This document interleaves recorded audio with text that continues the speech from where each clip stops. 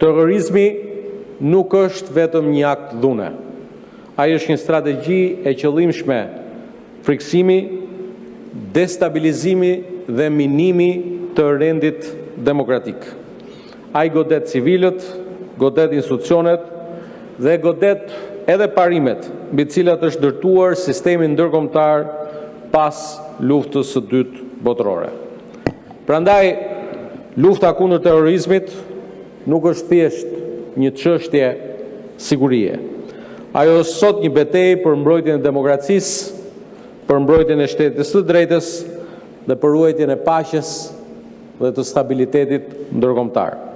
Shqipëria ka qenë dhe mbetet një vend shumë i qartë dhe i palëkundur në këtë qëndrim të saj. Ne jemi një vend që ka zgjedhur qartësisht anën e demokracive, anën e rendit ndërkombëtar të bazuar në rregulla dhe anën e bashkëpunimit ndërkombëtar kundër terrorizmit.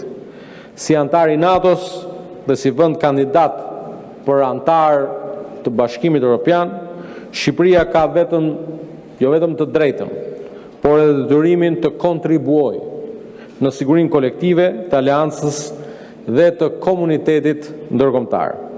Rezoluta të cilën deputetët sot e kanë përpara është pjesë e këtij angazhimi të vazhdueshëm.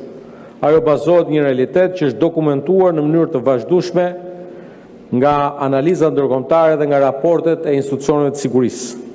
Përdorimi i strukturave shtetërore, i organizatave të lidhura me to dhe i rrjeteve të ndërmjetme për të mbështetur grupet armatosura, për të financuar aktivitete destabilizuese dhe për të ushtruar ndikim përmes mjeteve hibride në rajone ndryshme të botës.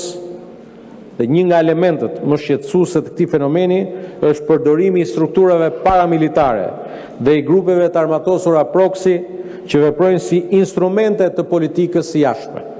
Por për Shqipërinë, kjo nuk është vetëm një çështje e largët gjeopolitike. Vendi ynë ka qenë vetë objekt i sulmeve të drejtë për drejta në hapësirën tonë kibernetike. Sulmi i rënd i vitit 2022 ndaj institucioneve të Republikës Shqipërisë ishte një nga episodet më serioze të agresionit kibernetik ndaj një vendi sovran. Ai synoi të paralizonte shërbimet tona publike, të dëmtonte funksionalitetin e institucioneve dhe të cënonte besimin e qytetarëve në shtetin e vet. Shumë përpjekje të tjera janë parandaluar ose zbuluar në kohë. Por kjo do të thotë se ne nuk duhet të humbim vigjilencën dhe vetëm pak ditë më parë përsëri kuvendi i Shqipërisë ishte shinjestra e një sulmi të ri kibernetik.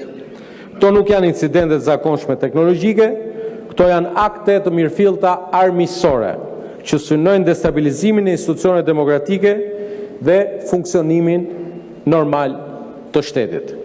Rezoluta për të cilën ftohemi ta diskutojmë dhe synon pikërisht ta adresojë këtë realitet. Në rezolut synojmë të dënojmë në mënyrë të qartë çdo formë të mbështetjes shtetërore për terrorizmin.